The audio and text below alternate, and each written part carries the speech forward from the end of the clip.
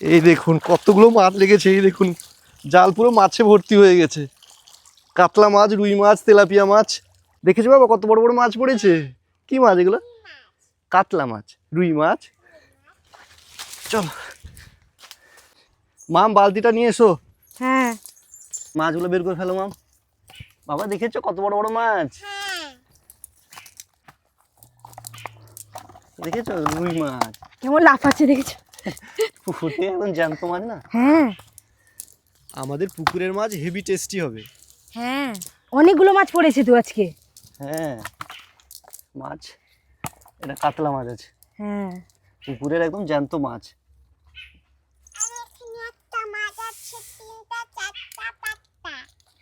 তিনটা চারটা পাঁচটা আসছে।